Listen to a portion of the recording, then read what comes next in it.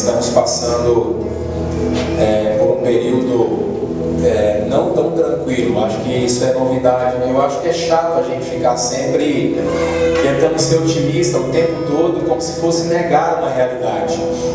E negar a realidade não é o melhor caminho. Nós temos que ser otimistas dentro da realidade. Às vezes nós ficamos fugindo, fugindo da realidade. E nós estamos passando por uma realidade não tão fácil, uma realidade difícil mesmo. E nós temos nesse momento, não só nesse momento, mas também num momento como esse, estar intercedendo uns pelos outros, estar clamando uns pelos outros, porque é o momento que o mundo inteiro está passando. Então, se a gente ficar o tempo todo, irmã Valmir, o tempo todo falando assim, não gente, vamos lá, vai dar certo, eu acho que vai ficando um pouco chato. A gente está passando por uma situação difícil que a gente precisa uns dos outros, a gente precisa interceder uns pelos outros, orar uns pelos outros, clamar uns pelos outros, sem dúvida nenhuma. Então,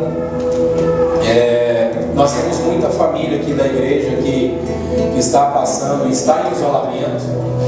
E eu estive falando desde ontem, eu estou falando com essas pessoas, a maioria das pessoas eu tenho falado com elas desde ontem, e tenho feito até vídeo chamada para a gente conversar, e eu sei que é um momento difícil. Eu me lembro uma vez que eu fiquei no meu trabalho, eu fiquei uns dias isolado mesmo, fora do local. Foi uns dias muito difíceis para mim, sabe? Então eu acredito que não seja tão fácil assim. Êxodo capítulo número 4. E respondeu Moisés e disse: Mas eis que eles não crerão em mim, e nem ouvirão a minha voz, pois dirão: o Senhor não te apareceu. E disse-lhe o Senhor: o que há em tua mão? E ele disse: um cajado. E ele disse: lança-o na terra. E ele lançou na terra, e ele se tornou uma serpente, e Moisés fugiu dela. E o Senhor disse a Moisés: estende a tua mão e toma-a pela cauda. E ele estendeu a sua mão e a pegou, e ela se tornou um cajado em sua mão. Para que eles creiam que te apareceu o Senhor, Deus de seus pais, o Deus de Abraão, o Deus de Isaac, o Deus de Jacó. E disse mais o Senhor: põe agora a tua mão no peito. E ele pôs a mão no seu peito, e quando atirou, eis que a sua mão estava leprosa como neve.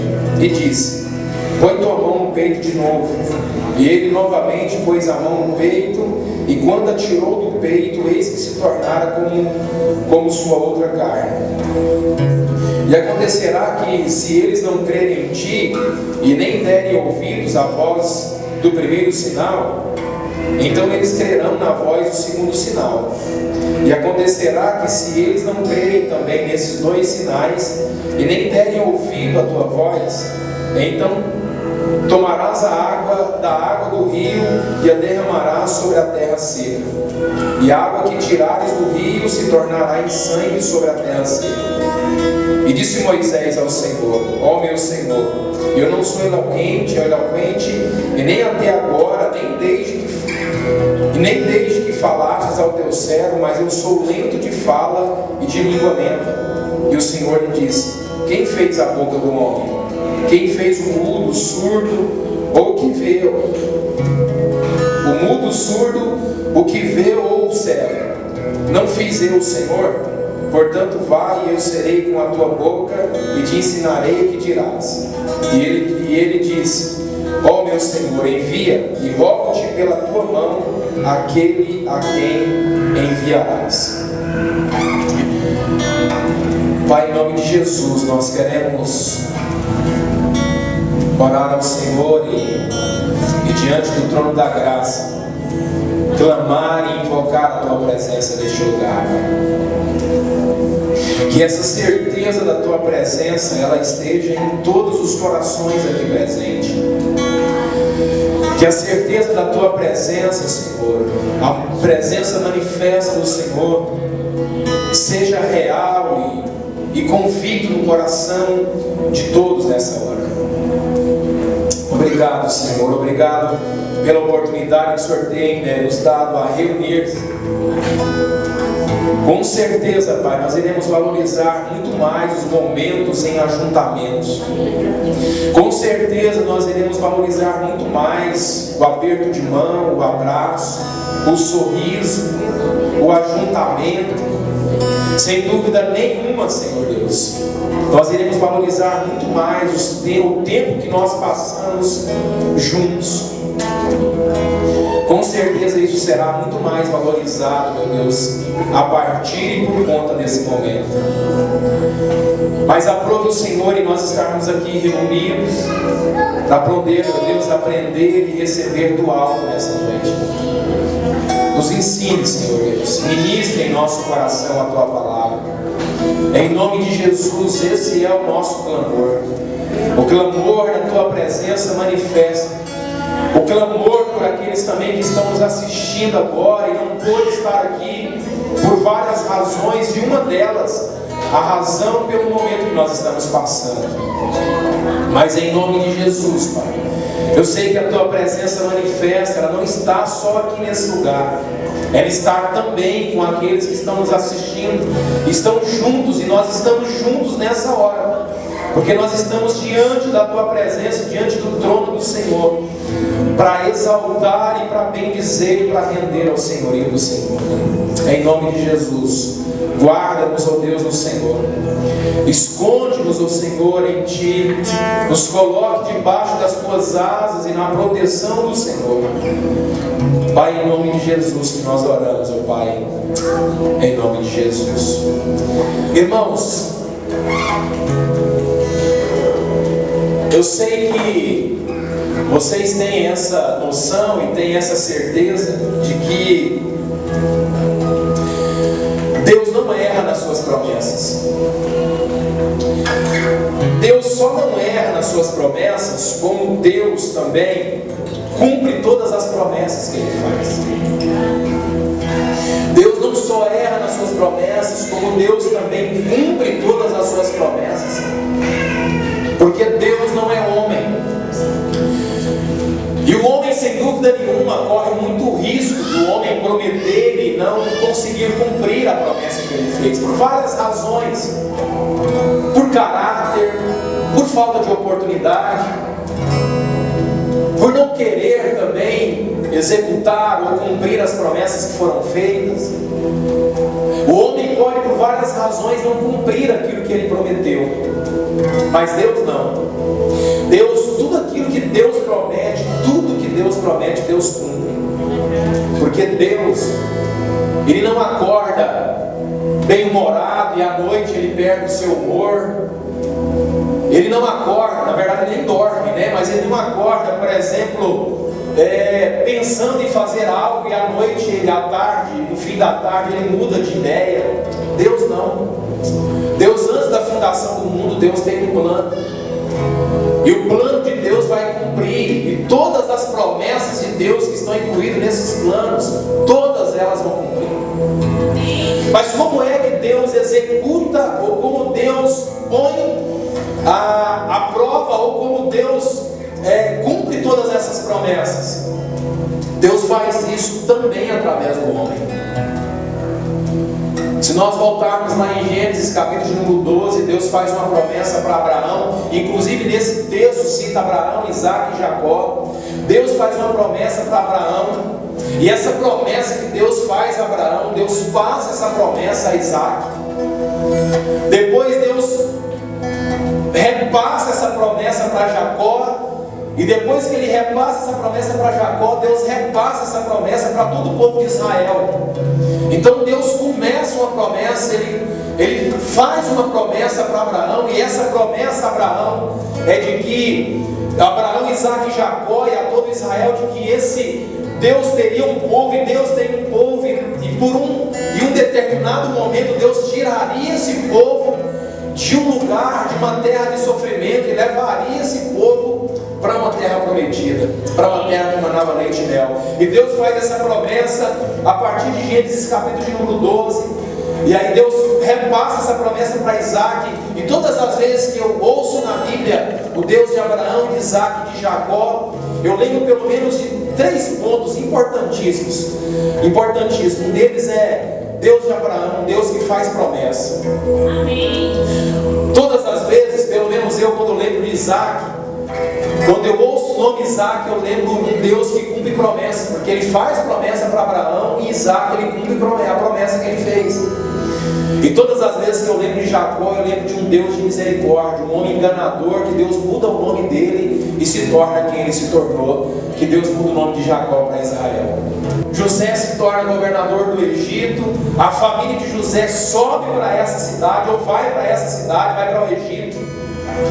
E Deus diz para esse povo o seguinte: olha, toda a promessa que Deus fez no capítulo 12, ou a partir do capítulo 12, e aí Deus fala assim: olha, vocês vão passar 400 anos, e depois de 400 anos eu vou tirar vocês desse lugar e vou levar vocês para a terra prometida. Olha, Deus faz a promessa, diz que essa promessa ela vai se cumprir depois de 400 anos. Ou seja, veja que é impossível o homem realmente cumprir as suas promessas, porque Deus, o homem não sabe quanto tempo ele vai viver, quanto tempo ele vai existir. Então Deus, como Deus, ele sempre foi e sempre será. Deus pode fazer uma promessa que ele vai cumprir depois de 400 anos. O homem não pode fazer uma promessa que ele vai cumprir amanhã, porque ele não sabe se ele vai viver até amanhã. Deus faz uma promessa que ele vai cumprir essa promessa 450 anos depois da promessa que ele fez. Deus pode fazer uma promessa como essa.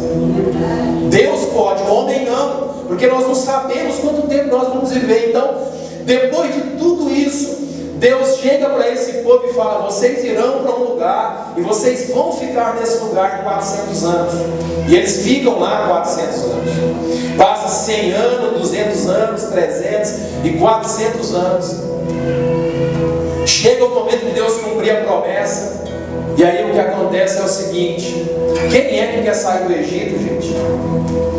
Os pais olhavam para os filhos e diziam o seguinte: olha, os nossos filhos nasceram aqui, está tudo bom aqui, os nossos netos estão aqui. Quem é que quer sair de um lugar onde tem tudo, irmãos?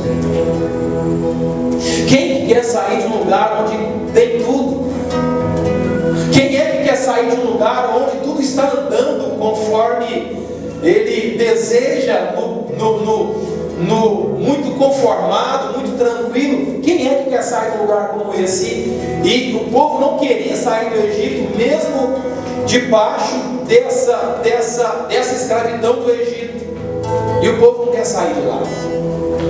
A Bíblia diz que no momento oportuno Deus permite que esse povo comece a ser escravizado e ser explorado por Faraó.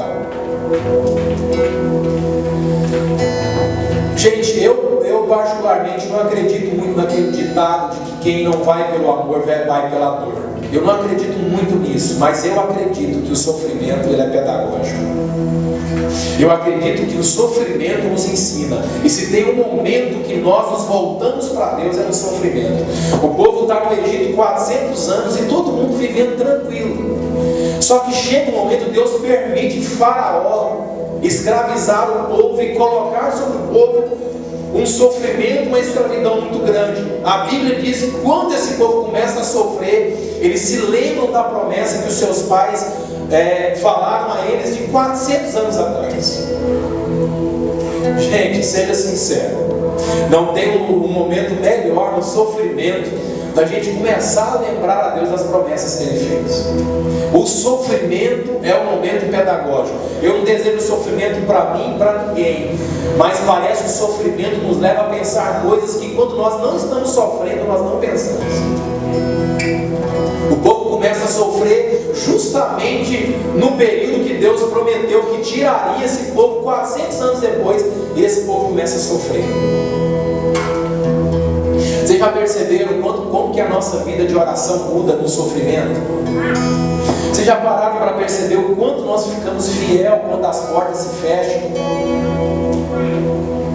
Nós não faltamos nenhum momento de oração, a gente não falta nenhum culto, porque o sofrimento nos leva a refletir, e é justamente isso que acontece. Então Deus fez uma promessa há mais ou menos 430 anos atrás. Deus faz essa promessa, o povo começa a sofrer, E esse povo agora lembra no sofrimento, o povo lembra da promessa que Deus fez. E aí eles começam a clamar a Deus baseado na promessa que Deus tinha feito para eles. A Bíblia vai dizer que Deus ouviu a oração e o clamor e o gemido daquelas pessoas, do seu povo, e Deus vem libertar eles. E aí o que Deus faz? Deus liberta esse povo através de quem, irmãos? Através de Moisés. Aí nós voltamos agora no nascimento de Moisés. Deus livra Moisés da morte, de uma morte onde todas as crianças deveriam, homens, todos eles deveriam ser mortos. Deus agora vai e protege Moisés, livra Moisés da morte. E Moisés, na idade dele, pelo menos biblicamente, foi a única criança que foi livre da morte. Por que Deus faz isso? Por que Deus livra Moisés da morte? O que Deus está pensando em livrar Moisés da morte? Qual que é o intuito de Deus livrar Moisés? Nós vamos ver que o que acontece onde Moisés é colocado, a própria mãe de Moisés cuida dele, sem as pessoas saberem que era Moisés. Deus livra Moisés, Deus coloca Moisés do lado da mãe, ele cresce naquele lugar, se torna uma pessoa importante, ele se torna um assassino, mata uma pessoa, ele foge, e Deus sempre protegendo Moisés. Por que Deus estava fazendo isso? Porque quando Deus faz a promessa para Abraão, Isaac e Jacó e o povo de Israel, já estava na mente de Deus Moisés. É interessante quando nós, como cristãos, contando alguns testemunhos de alguns livramentos que Deus nos dá. Eu sempre ouço, e a gente tem que, claro, contar os livramentos que Deus nos dá. Mas deixa eu dizer para vocês, todos os livramentos que Deus nos dá, Deus tem algo em mente. Deus protege Moisés, Deus livra Moisés. E o chamado de Moisés é justamente para realizar a missão de Deus. E qual é a missão de Deus? De tirar o povo que ele tinha prometido há 450 anos atrás. Deus protege Moisés, Deus livra Moisés da morte, justamente para Moisés realizar a promessa que Deus fez há 450 anos atrás. Eu não sei se vocês estão entendendo mais ou menos o raciocínio. Mas Deus não cuida de Moisés por acaso. Deus cuida de Moisés porque o chamado de Moisés é para libertar o povo de Israel, ou para libertar o povo do Egito, para levar e conduzir esse povo até a terra prometida. Então,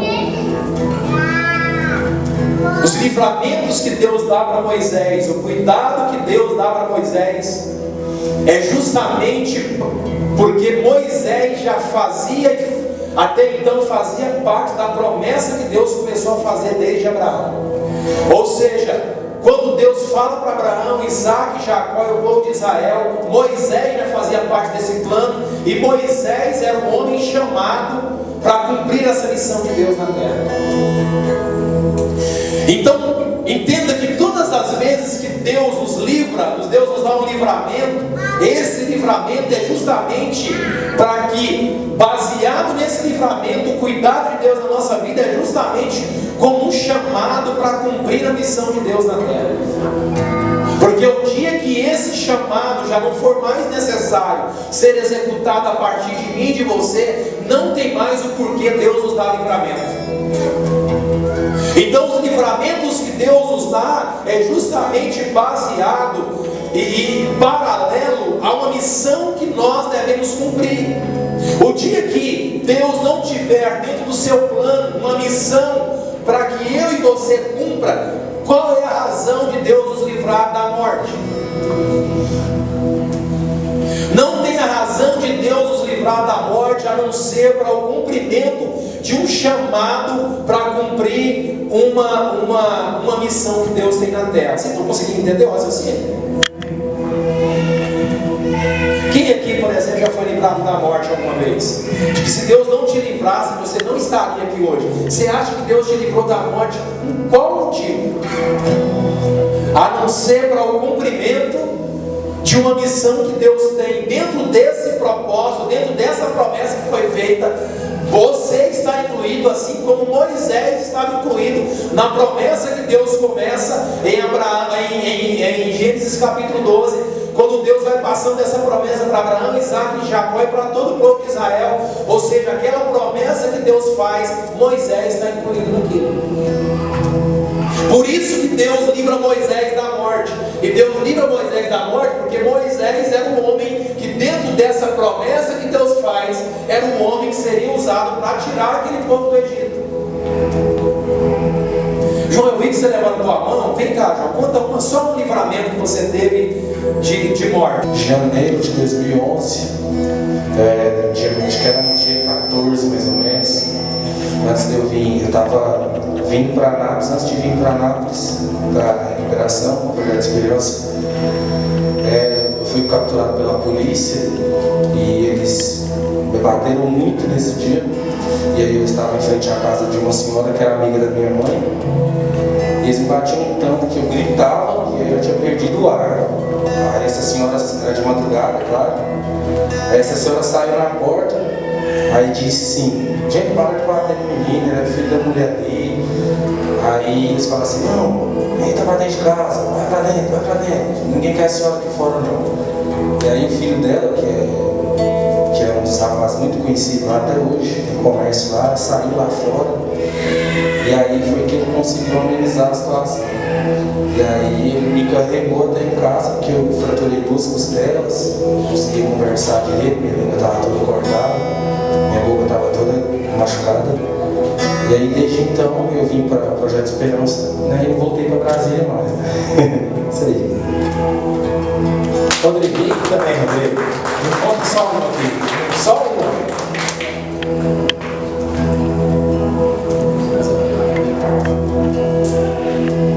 Então, paz, boa noite. Eu tenho essa cicatriz no cotovelo aqui. Eu fui capturado, assim como o João Marcos foi também. Só que quando Deus tem um plano na vida da gente, né? Não tem como. Eles quebraram meu braço, não deu fratura exposta, mas deu rompimentos, ligamentos. Podia dar, deu aqui. E eles tentaram ceifar minha vida, mas pela graça do Senhor Jesus Cristo estou aqui hoje.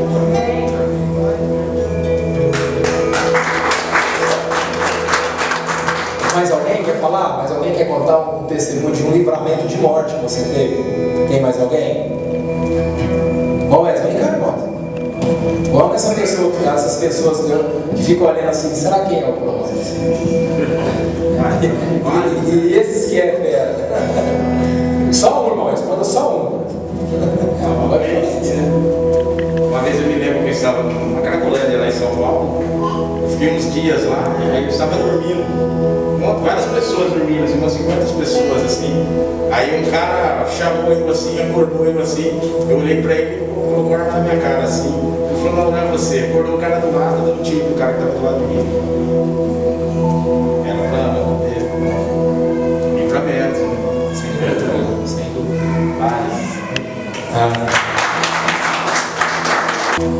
Gente, sabe, eu lendo esse texto e eu pensando nisso.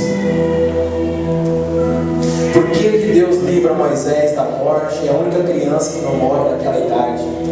E eu sei que muitos ficaram aqui, talvez, com vergonha de falar, e talvez porque também fica sem jeito de vir aqui na frente. Mas eu fiquei pensando nisso. Por que Deus dá esses livramentos? Por que Deus faz isso? Por que Deus entra com essas providências?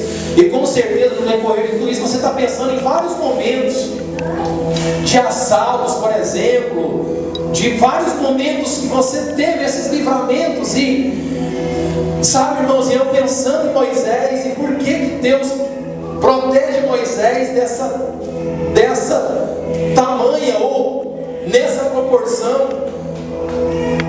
E aí eu comecei a lembrar de mim, é claro, de que quando a minha mãe começou eu com os meus, de 6 aos meus 10 anos de idade, minha mãe começou a fazer alguns exames e um dos primeiros resultados que ela pegou é que eu tinha asma pulmonar. Então, os médicos naquela época não conseguiam descobrir do que é que eu tinha alergia que provocava aquela asma pulmonar, daquela tamanha proporção. E claro que quando eu estava preparando, eu estava pensando em tudo isso. E aí, o meu pai me levou em vários lugares para fazer tratamentos, e quanto mais tratamento a minha mãe procurava, mais enfermidade descobria. Porque não só a asma pulmonar, eu tinha uma dor nos ossos, e doía nos ossos mesmo. Se fosse hoje eu sabia que era pecado, né? Porque Davi falou que o pecado era tão grande que os seus ossos doíam. Mas naquela época eu tinha de 6 a 10 anos de idade. E aí até que eles conseguiram fazer outros exames e descobriram que eu tinha reumatismo no sangue. Imagine a forma que eles trataram esse reumatismo. Vocês chuta como foi esse tratamento? 15 bezetacil. E esse foi o tratamento. Continuou então fazendo os exames, a asma pulmonar, a reumatismo no sangue. Continuaram a fazer os exames. E quando eles tiraram a radiografia do meu pulmão, viram várias manchas no meu pulmão. Então, só iam acrescentando. E quanto mais exame fazia, mais enfermidade descobria. E daí da mancha no pulmão veio a pneumonia. E um dos últimos resultados que a minha mãe pegou foi um problema seríssimo no coração. E aí os médicos, consequentemente, falaram para a minha mãe o seguinte: olha, aproveite o tempo que você tem com seu filho, porque a qualquer momento ele pode falecer.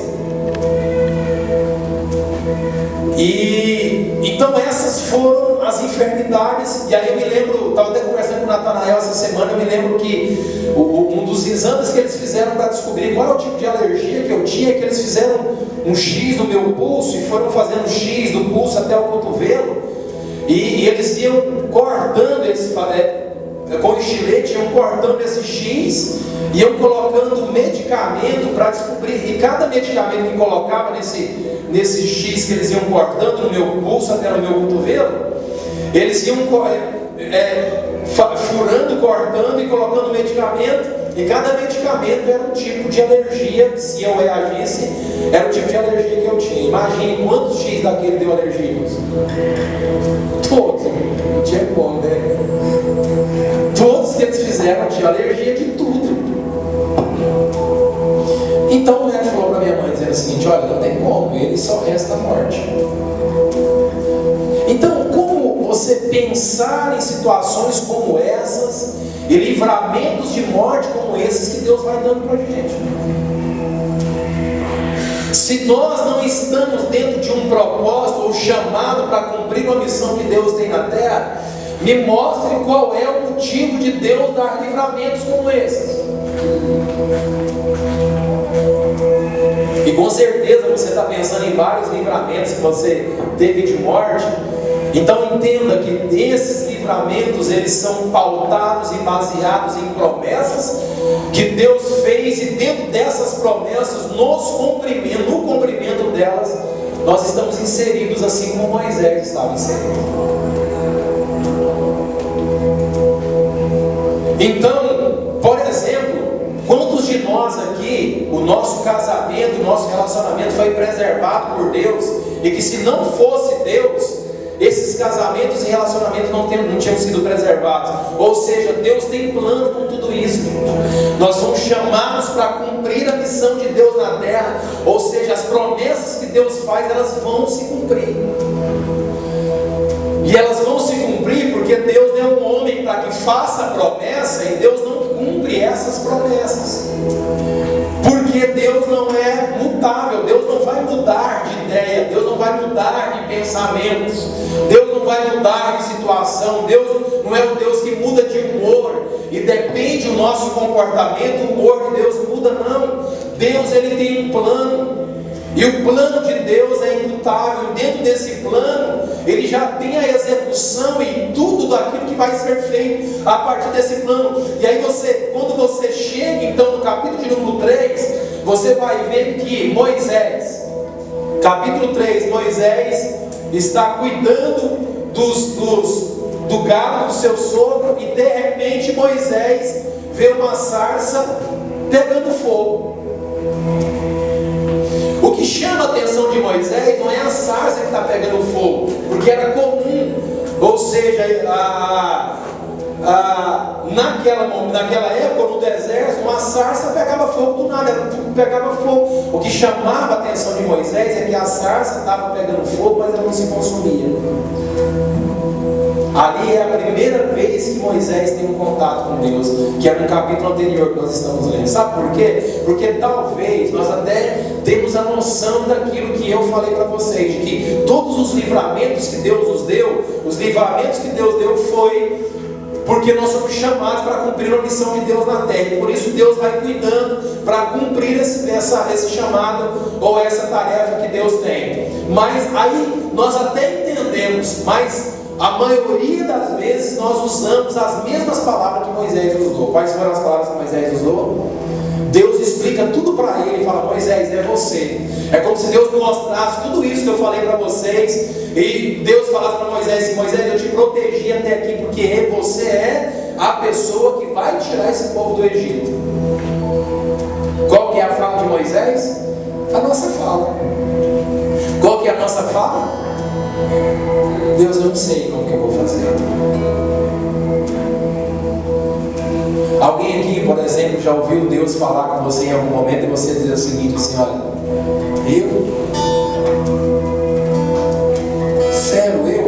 eu não tenho condição, capacidade, habilidade nenhuma para desenvolver isso. É justamente essa fala que Moisés utiliza. Moisés usa essa fala dizendo assim: olha, imagine eu chegar lá agora em Faraó e dizer para ele o seguinte: olha, tem uma voz que eu ouvi que saía de uma sarça, pediu para mim vir aqui e para me tirar essas 2 milhões de pessoas que estão aí. Essa é a fala que Moisés se leva a Deus, dizendo assim: Deus, voz, como é que eu vou chegar lá e vou falar isso? Não são as desculpas que nós usamos na vida para não fazer ou para não cumprir aquilo que Deus tem na nossa vida e através da nossa vida. Em algum momento você já se sentiu assim, incapaz de fazer aquilo que Deus te chamou para fazer? Em algum momento você se sentiu insuficiente para fazer aquilo que Deus te chamou para fazer? Com certeza várias vezes. Foi assim que Moisés sentiu, mesmo entendendo que Deus guardou ele, que Deus protegeu ele até aquele momento com um propósito. E esse propósito é a promessa que Deus fez há 450 anos atrás. Daquela época, 450 anos atrás, Moisés fazia parte dessa promessa que Deus tinha feito. E aí Moisés vai arrumando todas as desculpas que nós arrumamos voluntariamente e desculpas que nós arrumamos também involuntariamente. É verdade, não é? Nós inventamos desculpas voluntárias e desculpas involuntárias. Eu não sou capaz, eu não consigo. Até o ponto de Moisés falar assim: olha, a minha fala é lenta, eu não sou daqueles pregador que grita, pula. Não é isso que ele está falando, gente, mas é mais ou menos assim. Ele fala assim: olha, eu não sou, a minha fala mais eloquente. Deus fala para Moisés, gente: Moisés, fica quieto. Não foi eu que criei tudo, o que fala, o que não fala, o que ouve, o que não está ouvindo. Foi eu que criei tudo, então eu é que faço tudo. Nós como igreja corremos 2 riscos. Nós como igreja talvez corremos o risco de não confiar em Deus, que Deus pode fazer através de nós. Ou o segundo risco, que é de confiar em nós mesmos. Porque Deus olha para Moisés e fala: Moisés, se eu escolhi, eu providencio tudo. O mesmo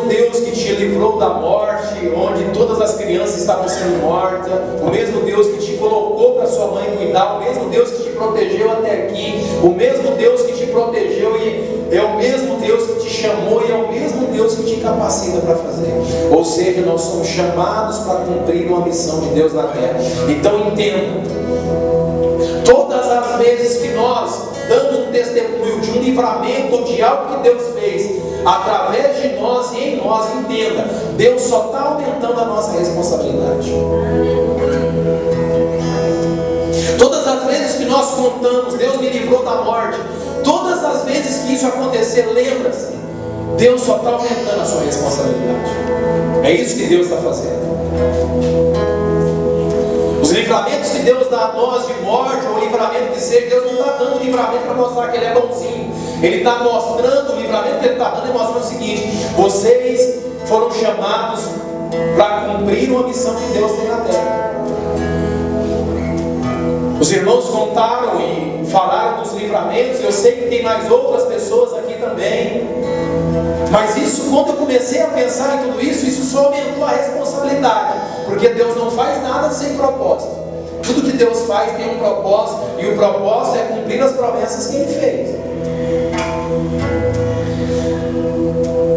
Então, entenda. Se você começar a contar agora quantos livramentos Deus te deu de morte, portas que Ele abriu, caminhos que Ele abriu, o casamento que Ele preservou, os filhos que Ele guardou, entenda, tudo isso Deus tem um propósito, e isso só aumenta as nossas responsabilidades. Porque da mesma forma que nós não fazemos nada sem Deus, Deus escolheu fazer através de nós. Vocês entenderam isso? Da mesma forma que nós não fazemos nada sem Deus, Deus escolheu fazer através de nós. Porque Deus podia colocar anjos aqui para cantar nesses microfones. Não poderia ou não poderia? Vocês acham que no céu Deus não tem cântico bem melhor do que esse que a gente canta para Ele? Tem ou não tem? Por que Deus escolhe pessoas para ministrar na igreja? Por que Deus escolhe? Vocês acham que Deus não poderia fazer muito mais do que nós fazemos sozinhos? É ou não é? Por que Deus escolhe? Vocês acham que os anjos não poderiam pregar muito melhor do que nós pregamos? Até porque o que eles iriam falar aquilo que eles estão vendo, aquilo que eles estão presenciando. Por que Deus nos escolhe para ministrar, para pregar? Da mesma forma que eu e você não faz nada sem Deus, Deus escolheu fazer através de nós. E é só essa responsabilidade que Deus quer nos passar. Deus escolheu fazer através de nós. Então, quanto mais livramento Deus nos dá, quanto mais Deus nos abençoa, mais aumenta as nossas responsabilidades. Todas as vezes que Deus faz algo por nós, é como se Ele estivesse trazendo a lembrança, como Ele trouxe para Moisés, e assim: vocês foram chamados para cumprir. Vocês foram chamados para cumprir a missão de Deus na terra. Queria que você fechasse os seus olhos, por favor. Que Deus nesse momento começasse a trazer em sua memória tudo aquilo que Ele fez por você. Quando eu digo por você, é justamente os livramentos de morte que nós falamos hoje aqui. Quando eu falo por você, foi as respostas de oração que Deus respondeu nas suas orações. Quando eu falo por você, é você lembrar tudo aquilo que Deus fez por você. Os livramentos que Ele te deu, o cuidado que Ele te deu. E aí Ele fazer isso, o seu casamento que Ele preservou, o livramento de morte que Ele te deu, assim como Ele fez com Moisés. Tudo isso Ele fez para nos preservar, para cumprir o chamado, ou cumprir o plano de Deus na terra. E eu queria que você colocasse a mão sobre o teu coração nessa noite. Coloque a mão sobre o teu coração e que Deus começasse a trazer em sua memória todos os livramentos que Ele te deu. os livramentos que Ele te deu, as portas que Ele abriu, os feitos dele na sua vida, os feitos dele na sua família. Ele não fez isso porque Ele é bonzinho. Ele não fez isso porque não tinha nada que fazer. Ele não fez isso porque Ele resolveu fazer isso. Ele fez isso para te preservar, porque nós fomos chamados para cumprir uma missão de Deus na terra. E tudo isso que acontece porque Deus tem um chamado, e Deus nos chamou para cumprir essa missão de Deus na terra. E isso só aumenta as nossas responsabilidades. Que o inimigo consiga tirar a semente que foi semeada em nossos corações nessa noite. Que todos os livramentos e cuidados pelo Senhor, do Senhor com a nossa vida hoje, seja vista o cuidado, ou o Senhor nos preservar até aqui com o intuito de que juntos cumpramos a missão que o Senhor tem na terra.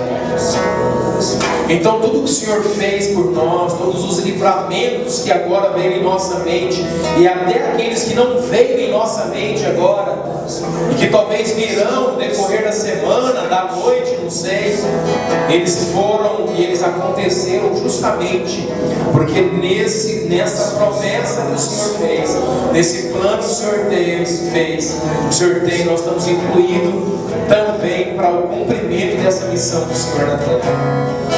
Que essa responsabilidade, que essa ideia, essa visão, meu Deus, seja o que esteja em nossos corações. O Senhor não faz isso por acaso. O Senhor não nos livra da morte por acaso. O Senhor não nos livra de situações por acaso. O Senhor não abre portas por acaso. Todas elas têm propósitos. E que esses propósitos nos causem responsabilidade e nos levem a enxergar tudo isso. Pai, que isso possa enraizar nos corações. Não sei de quem o Senhor quer fazer isso, não sei também de quantos o Senhor quer fazer isso, mas uma coisa eu sei: o Senhor pode fazer isso.